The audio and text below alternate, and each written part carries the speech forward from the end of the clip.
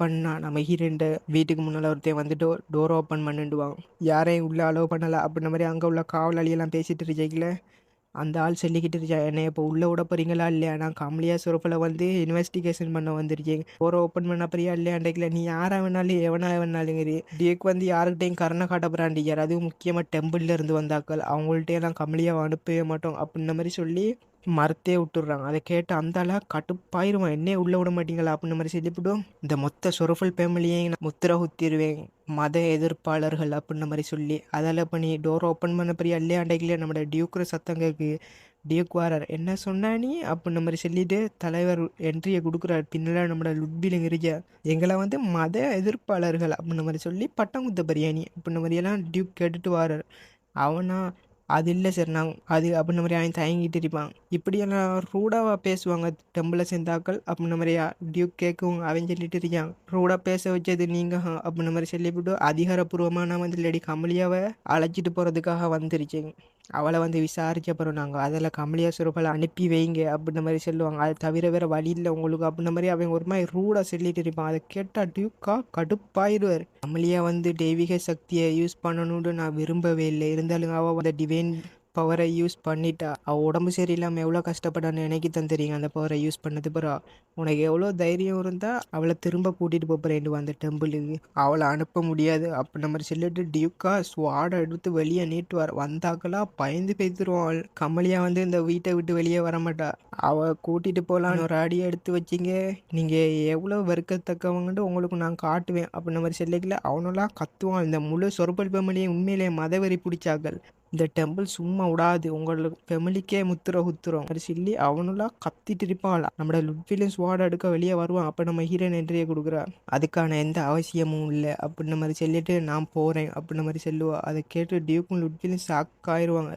நம்மளோட டியூக்கா, நீ அந்த பிளேஸுக்கு போவே அப்புறம் என்ன யோசித்துட்டு இருக்கியா நீ அப்படின்ற மாதிரி நம்மளோட டியூக் கேட்கல. நம்ம ஹீரோயினா, ஃபாதர் என்னை நம்புங்க, நான் போயே ஆகணும், நான் உண்மையிலேயே சேஃபாக திரும்ப வருவேன் அப்படின்ற மாதிரி நம்ம ஹீரோயின் சிரிச்சபடி செல்லவும் டியூக்காக கொஞ்சம் யோசிக்கிறார். எனக்கு தான் வந்து அவங்க போப்பராண்டுகாரஜி இருந்தாலும் அவள் போப்பரண்டைகளை என்னால் தடுக்கவே முடியாது அப்படின்ற மாதிரி டியூக் ஆழ்ந்த யோசனையில் இருந்துவிட்டு, சரி போகிறேன்டா உன்னையோட லுட்பிலையும் கூட்டிகிட்டு போண்டுவார். அதை கேட்டு நம்ம ஹீரோயின் கொஞ்சம் நேரம் அமைதியாக இருப்பா. அப்போ பின்னால் இருந்து அவக்கு எஸ்கார்ட் பண்ணுறதுக்கு நான் கூட போவேயா அப்படின்ற மாதிரி ஜெயினர் வருவாங்க. டியூக் எக்ஸ்ட்ரா வந்து என்னை அனுப்பினதே நம்மட கமலியாவுக்கு பாதுகாப்பு கொடுக்கறதுக்காக தான், ஸோ நானே போவேன்டைக்கல.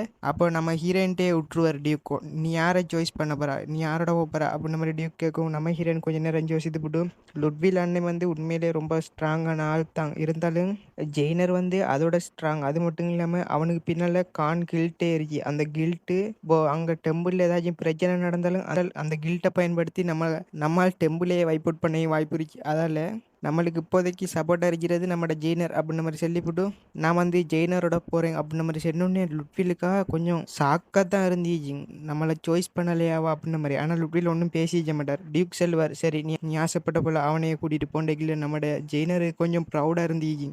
தலைவன் சிரிச்சிட்டு மனசுக்குள்ள நினைக்கிறாங்க, லுட்வில் என்ன கோமாயிட்டானேரியா அப்படின்ற மாதிரி நம்மளோட ஜெயினர் நினச்சி கிளம்பியிருப்பாங்க. பார்த்தா டெம்பிளில் கமலியா சுரப்பால் உங்களோட டெம்பிளுக்கு வர வைக்கிறோம், அது மட்டும் இல்லாமல் நீங்கள் இந்த இடத்துல பேசுகிற ஒவ்வொரு வார்த்தையும் அது உண்மையாக தான் இருக்கணும், புரிஞ்சுதா அப்படின்ற மாதிரி அவர் சொல்லுவார். நம்ம ஹீரோயின், ஆமாங்க நான் உண்மையை தான் சொல்லுவேன் அப்படின்ற மாதிரி சொல்லிட்டு இருந்தீப்பா. அப்போ அவர் கேட்க ஆரம்பிக்கிறார், இந்த இடத்துக்கு உங்களை கூப்பிட்டதுக்கு காரணம் நீங்கள் உங்களை ப்ரூவ் பண்ணியே ஆகணும். ஏன்னா டெம்பிளை சேர்ந்த எல்லாரும் உங்களை பற்றி தப்பாக பேசுகிறாங்க, அது மட்டும் இல்லாமல் யாரும் நம்பவே இல்லை நீங்கள் பயன்படுத்தினது டிவைன் பவர் தானே அப்படின்ற மாதிரி சந்தேகமாக இருந்துச்சு அப்படின்ற மாதிரி சொல்லவும் நம்ம ஹீரோயின், அதுக்காக தான் கூப்பிட்டீங்களா அப்படின்ற மாதிரி நம்ம ஹீரோயின் சிரிச்சுக்கிட்டு சொல்கிறா. அப்போது நீங்கள் பார்த்தீங்க அந்த குழந்தைங்கள்லாம் எப்படி ஹீல் ஆயினாங்கண்டு, அவங்க வந்து சாவுற நிலைமையில இருந்தாங்க, நான் பயன்படுத்தின டிவைன் பவர் இல்லைண்டா அவங்க எப்படி அதிலிருந்து தப்பியிருப்பாங்க அப்படின்ற மாதிரி நம்ம ஹீரோயின் சரியான பாயிண்டை பயன்படுத்தி கேட்பா.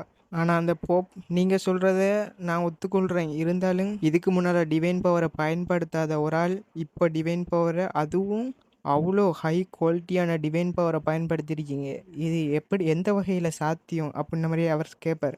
டிவைன் பவர்லாம் வந்து உண்மையிலே காடுகிட்ட இருந்து வாரது, யாரை சாய்ஸ் பண்ணுறாங்களோ அவங்களுக்காகவே டிவைன் பவர் அனுப்புவார். அது மட்டும் இல்லாமல் அந்த டிவைன் பவர் வந்து ரொம்ப கம்மியாக தான் இருக்குங்க, அதை நம்மகம் பயன்படுத்தி அதில் பவரை இன்க்ரீஸ் பண்ணணும். ஆனால் நீ டிவைன் பவரை பயன்படுத்த கற்றுக்கிட்ட அடுத்த நிமிஷமே அவ்வளோ ஹை குவாலிட்டியான டிவைன் பவரை பயன்படுத்தி அந்த சில்ட்ரன்ஸை காப்பாற்றினு சொல்கிறா.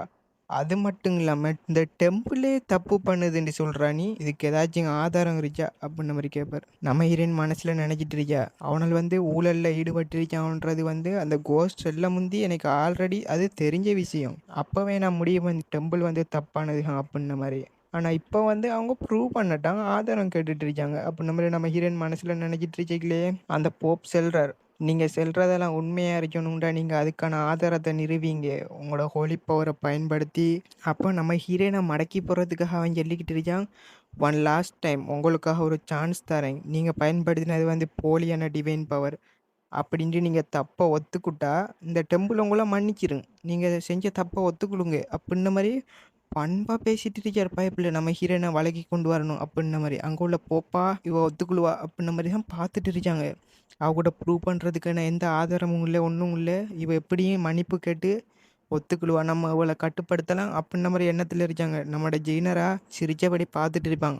ஏதோ இன்ட்ரெஸ்டிங்கா நடக்க போகுது போலயே அப்பிடின்ன மாரி. ஆனா நம்ம ஹீரோயினா, நான் என்னைய ப்ரூவ் பண்றேன். என்கிட்ட எல்லா ஆதாரமும் இருக்கு அப்பிடின்ன மாரி நம்ம ஹீரோயின் சொல்லி சிரிப்பா. பார்த்தா பக்கத்துல அரீனா நின்னுட்டு இருந்துச்சுப்பா கெத்தா. அந்த போப்பா என்ன அப்புடின்ன மாரி ஷாக் ஆயிருவான். நம்ம ஹீரோயின் சொல்றா, "ஆமா நீங்க தான் ப்ரூவ் பண்ண சொன்னீங்க. அப்ப ஏன் இப்படி ரியாக்ஷன் குடுக்குறீங்க?" அப்புடின்ன மாரி சொல்லிப்புட்டு நம்ம ஹீரோயின் வந்து அரீனாவோட கைய புடிப்பா. புடிச்ச உடனே அந்த இடத்துல இருந்து டிவைன் பவர் வெளிப்படும். அப்ப சொல்றாங்க ஸ்வார்ட் ஆஃப் ஜட்ஜ்மென்ட் அப்புடின்ன மாரி ஒரு ஸ்வாட பத்தி நம்ம ஹீரோயின் ஆல்ரெடி கேட்டிருப்பா நம்மட அரீனா கிட்ட. அந்த ஸ்வாட பத்தி சொல்லணும்டா, அது வந்து அந்த பெஸ்ட் சயின்டிஸ்ட் அரீனாவால யூஸ் பண்ணப்பட்ட ஒரு ஸ்வாட். அந்த ஸ்வாடுல வந்து உண்மையிலேயே கூடுதல் டிவைன் பவர் இருந்துச்சு. அது மட்டும் இல்லாம அந்த ஸ்வாட வேற யாராலயும் பயன்படுத்த முடியாது. அந்த ஸ்வாட் யார தேர்ந்தெடுக்குதோ, அவங்களால தான் அத பயன்படுத்த முடியும். அப்டின்ட்டு அந்த ஸ்வாட் தேர்ந்தெடுத்தது பெஸ்ட் சயின்டிஸ்ட் அரீனாவ தான். அதுக்கப்புறம் அந்த ஸ்வாட் வேற யாரையும் தேர்ந்தெடுக்கல அப்டின்ன மாரி சொல்றாங்க. அந்த ஸ்வாட வேற யாராச்சும் எடுத்தா அவங்களுக்கு மரணம் தான். டிவைன் பவர்லாம் இல்லாம அத தொடவே முடியாது. அப்படி டிவைன் பவர் உள்ளாக்களே அத தொடுறதுக்கு பயப்படுவாங்க. அப்டின்ன மாரி ஒரு ஸ்வாட இன்ட்ரோ குடுக்குறான். பார்த்தா நம்ம ஹீரோயின்ற ஹேர் கலரா அப்படியே கொஞ்சம் கொஞ்சமா மாறுது ஒயிட் கலரா. அப்ப நம்ம ஹீரோயினா கெத்தா நின்டுகிட்டு இருக்கா. அந்த இடம் ஃபுல்லா டிவைன் பவர் வெடிச்சு சிதறுது. அத பார்த்து அந்த போப்பா பயந்து கத்துவான் அந்த இடத்துல. இவ உண்மையிலேயே அந்த லெஜெண்டரி அப்புடின்ன மாரி சொல்லுவான். அவரா இது என்னால நம்பவே முடியாது. அந்த லெஜெண்டரி அப்புடின்ன மாரி சொல்லிப்புட்டு வாய் இடையிலேயே நிச்சு அந்த ஆள் பதறி போய்த்துருவான். என்னன்னு பார்த்தா நம்ம ஹீரோயின் கைய நீட்டுவா. அதேதான் அப்புடின்ன மாரி சொல்லுவா. நம்ம ஹீரோயின் பார்த்தா அந்த அவங்க புராண கதையில கேட்டுட்டு இருந்த அந்த லெஜெண்டரி ஸ்வாட் வந்து நம்ம ஹீரோயின்ற கையில வந்து நிச்சுங்க. அத பார்த்து அவனெல்லாம் ஷாக் ஆயிருவான். நம்ம ஹீரோயின் சொல்லுவா, என்னைய ப்ரூவ் பண்ண சொன்னீங்கல்ல, வந்து க்ளோஸா பார்க்குறீங்களா? கண்ணு தெரியாட்டி வந்து க்ளோஸா பாருங்க அப்புடின்ன மாரி நம்ம ஹீரோயின் கெத்தா சொல்லுவா. இதான் அந்த ஸ்வார்ட் ஆஃப் ஜட்ஜ்மென்ட் அப்புடின்ன மாரி. அந்த ஸ்வாட கையிலேந்தி நம்ம ஹீரோயின் கெத்தா நிப்பா. அதோடயே சாப்டர் முடியுது கைஸ். அடுத்த சாப்டர்ல சந்திப்போம். மறக்காம நம்ம சேனலை சப்ஸ்கிரைப் பண்ணி பெல் பட்டனை ஆல்ல வச்சுக்கலுங்க. அடுத்த சாப்டர் ரிலீஸ் ஆயினா தான் அப்லோட் பண்ணல. கூடிய சீக்கிரம் அப்லோட் பண்ண பார்க்குறேன். Bye guys.